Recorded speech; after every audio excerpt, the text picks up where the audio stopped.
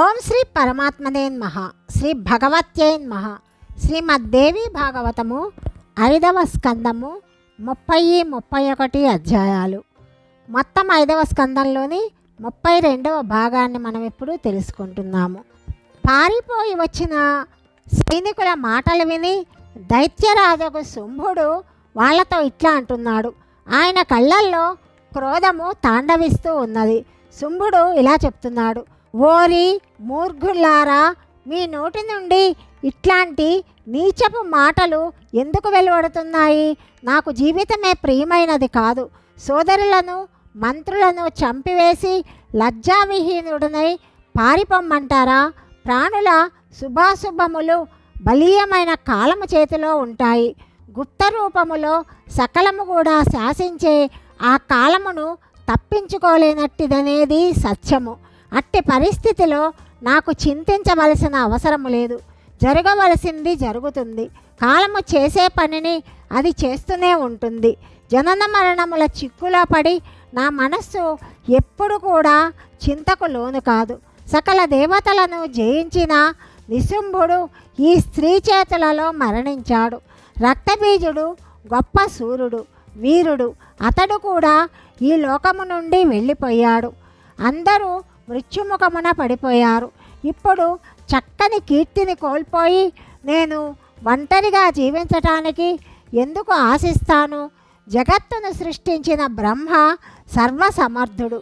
కానీ వారి యొక్క పరార్థములు రెండు కూడా సమాప్తమైతే స్వయముగా వారు కూడా ఈ శరీరమును వదిలిపెట్టాలి.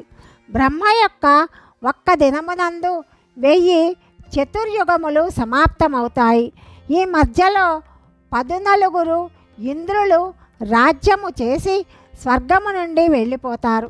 మూర్ఘులారా, దైవము చేసిన ఈ మృత్యువు ఒక్క అడుగైనా కూడా అటు ఇటు వెయ్యజాలదు. ఈ విషయమున చింత ఎందుకు? సూర్యుడు, చంద్రుడు, పృథివీ, పర్వతములు వీటన్నింటికీ కూడా మృత్యువు నిశ్చితము. జన్మించిన వానికి మృత్యువు, మరణించిన వాడికి జన్మ పూర్తిగా నిశ్చితము. ఈ శరీరము క్షణభంగురమే. దీనిని పొంది తన స్థిరమైన కీర్తిని రక్షించుకోవాలి. తొందరగా నా రథాన్ని సిద్ధం చెయ్యండి. నేను యుద్ధభూమికి పోతాను. జయము కానీ మరణము కానీ ప్రారబ్ధమునకు అనుగుణముగా జరుగుతుంది. అట్లాగే జరగాలి. ఈ విధంగా సైనికులతో కలిసి శుంభుడు వెంటనే భగవతి జగదంబ విరాజమానురాలై ఉన్న హిమాలయానికి వెళ్ళాడు. ఆ సమయమున రథ, గజ, తురగ పదాదులతో అలంకృతమైన చతురంగ బలము కూడా అతని వెంట నడిచింది.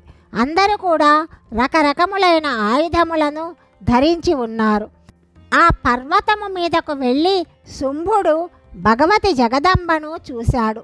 ఆ సమయమున సింహవాహనారూఢయై త్రిభువన మోహిని అయిన దేవి ఒక పరమ సుందర స్త్రీ రూపమున విరాజమానురాలై ఉన్నది.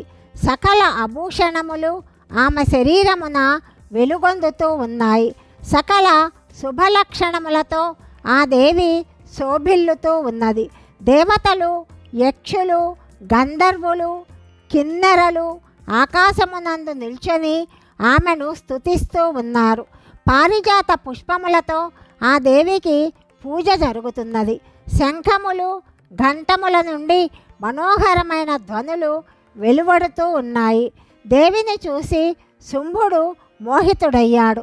అతడు మనస్సులో ఇట్లా ఆలోచిస్తున్నాడు: ఆహా, ఈమె రూపము ఎంత సుందరమైనది! ఈమె యందు ఆశ్చర్యకరమైన ఎట్టి చాతుర్యమున్నది!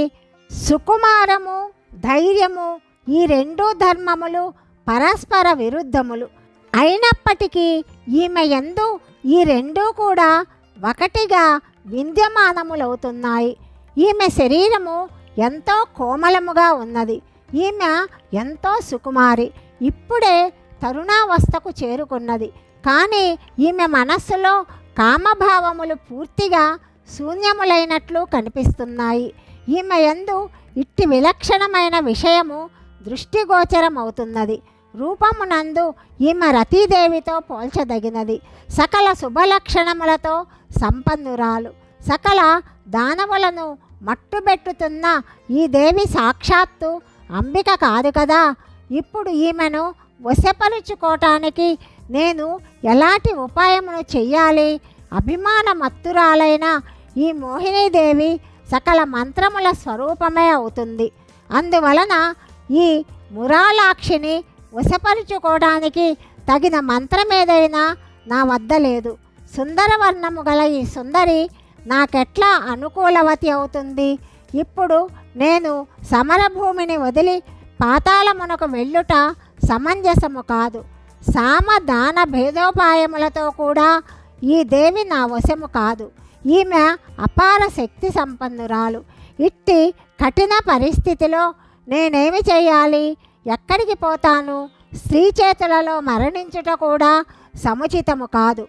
అందువలన అపకీర్తి వ్యాపిస్తుంది. సమరాంగణమున సమాన బలము గల యోధునితో యుద్ధము సంభవిస్తే యుద్ధము చెయ్యాలి. అప్పుడు మృత్యువు కలిగిన అది శ్రేయస్కరము అని ఋషులు చెప్తారు. ఇప్పుడు ఈ స్త్రీ నా ఎదుటకు వచ్చింది. దైవ విధానము అట్లున్నది కాబోలు. ఈమె వందల కొలది వేల కొలది వీరుల కంటే కూడా అత్యంత బలవంతురాలు. అత్యంత బలశాలి అయిన ఈ స్త్రీ నా కులమును సమగ్రముగా సంహరించటానికే ఆవిర్భవించింది. ఈ సమయమున సామముతో కూడిన వచనములను పలికితే అవి పూర్తిగా నిష్ఫలమవుతాయి.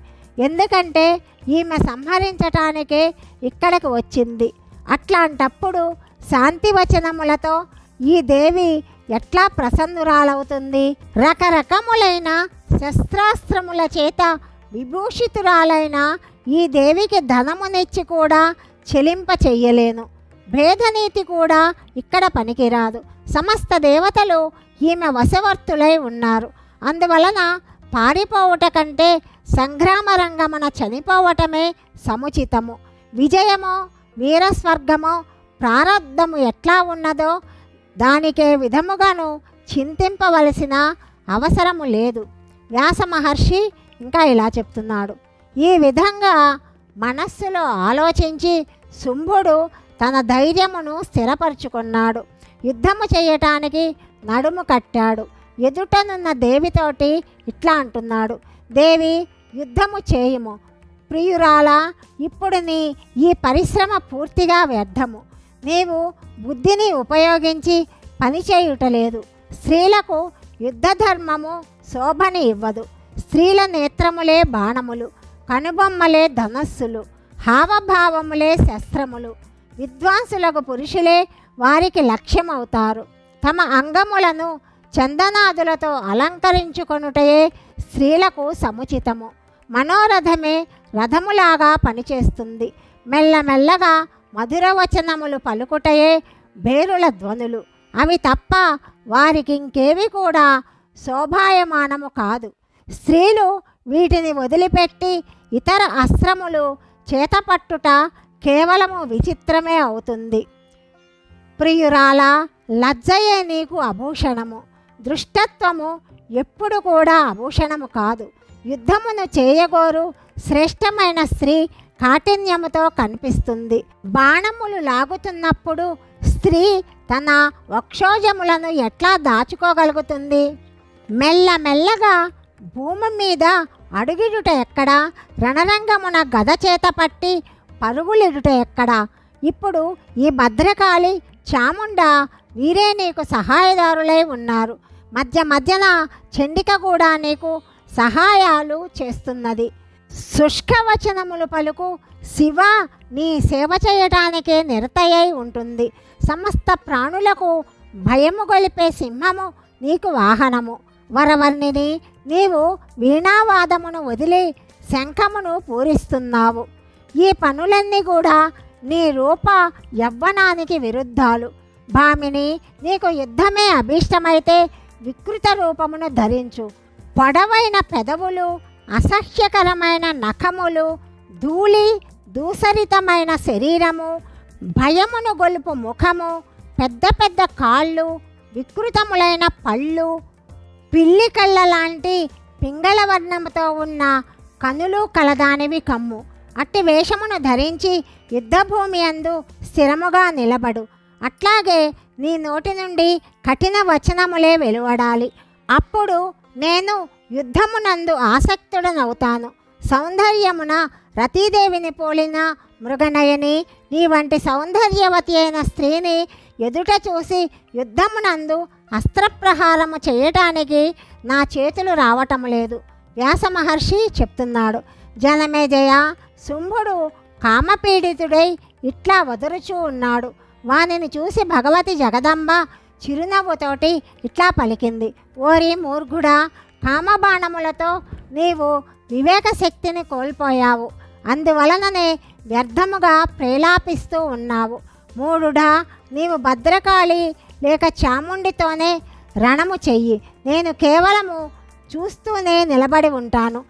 ఈ దేవిలు ఇరువురు సమరాంగణమున నీతో యుద్ధము చేయటానికి సంపూర్ణముగా సమర్థులు. నీవు నీ ఇష్టము వచ్చినట్లు వీరి మీద ప్రహారము చెయ్యి. నేను నీతో యుద్ధము చెయ్యాలనుకోవటం లేదు. ఈ విధంగా పలికి భగవతి జగదంబ మధురమైన చిరునవ్వుతో భద్రకాళితో ఇట్లా పలికింది. కాళిక, ఇతడు వికృత రూపములోనున్న దానితో యుద్ధము చెయ్యాలనుకుంటున్నాడు.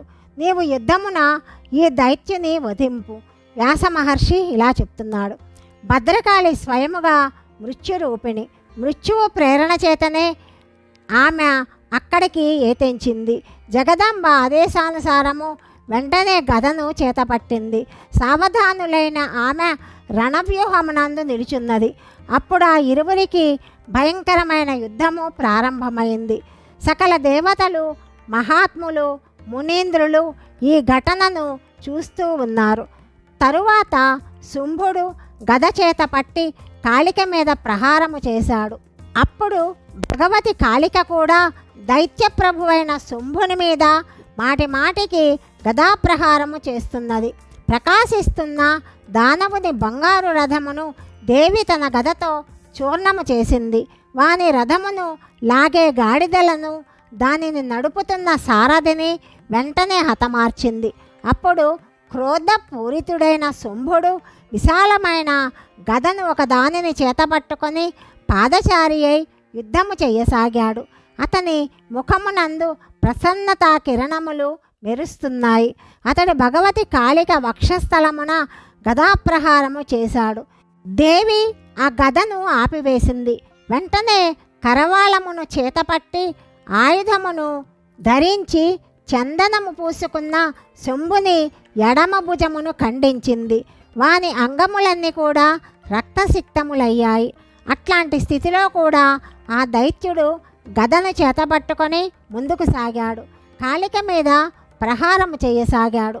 అప్పుడు దేవి నవ్వుతూ నవ్వుతూ కరవాలముతో వాని దక్షిణ భుజమును కూడా నరికేసింది. భుజకీర్తులు గదతోటి శోభిల్లుతున్న ఆ భుజము కూడా శరీరము నుండి వేరయ్యింది. అప్పుడు ఆ దైత్యుడు పాదములతో రోషముతో ముందుకు సాగాడు. వెంటనే దేవి ఖడ్గముతో వాని పాదములను త్రుంచేసింది. చేతులు కాళ్ళు లేనప్పటికీ ఆ దానవుడు నిలువుము నిలువుము అంటూ అరవసాగాడు. భగవతి కాళికకు భయము గొలుపుతూ అతడు వేగముగా దొర్లుతూ వస్తున్నాడు. అప్పుడు ఆ దేవి కమలములలాగా శోభలొలుకుతున్న వాని కంఠమును వెంటనే ఖండించింది. కంఠము నుండి రక్తపు ధారలు ఎడదెగకుండా ప్రవహించసాగాయి. తల ఖండించబడగా పర్వతములాగా విశాలమైన శంభుని శరీరము భూమి మీద పడిపోయింది. అప్పుడు వాని ప్రాణములు శరీరము నుండి వెళ్ళిపోయాయి. అప్పుడు శంభుని మృతదేహమును చూసి ఇంద్రాది సకల దేవతలు భగవతి చండికకు భద్రకాళికి స్తుతింపసాగారు. సుఖప్రదమైన వాయువులు వీచసాగాయి. దిశలన్నీ కూడా వెలుగులు వ్యాపించాయి. హోమము చేసే సమయములందు పవిత్రమైన అగ్నిజ్వాలలు వెలువసాగాయి. రాజా, మరణించగా మిగిలిన దానవులు భగవతి జగదంబకు ప్రణమిల్లారు. ఆయుధములను పరిత్యజించి పాతాళానికి వెళ్ళిపోయారు. దేవి యొక్క ఉత్తమ చరిత్రను నేను నీకు వినిపించాను. దీని యందు శుంభుడు మొదలగు దానవులు వధింపబడుట, దేవతలు రక్షింపబడుట అను ప్రసంగములు ఉన్నాయి. భూమండలమున ఉన్న మానవులు భక్తితోటి ఈ సకల ఉపాఖ్యానమును పఠిస్తారు, వింటారు. అట్టి వారికి సకల కోరికలు సిద్ధిస్తాయి. భగవతి కృపతోటి పుత్రహీనులు పుత్రవంతులవుతారు, నిర్ధనులు ధనవంతులవుతారు, రోగులు రోగముక్తులవుతారు. దీని ప్రభావమున సకల కోరికలు సిద్ధిస్తాయి. ఈ పవిత్ర గాథను వినిన మానవునికి శత్రుభయం ఉండదు. నిరంతరము దీనిని అధ్యయనము శ్రవణము చేసే మానవులు ముక్తికి అధికారులవుతారు. అధ్యాయము 30, 31 సమాప్తము. 32, 33 అధ్యాయాల గురించి తదుపరి భాగంలో తెలుసుకుందాం. సర్వం శ్రీకృష్ణార్పణమస్తు.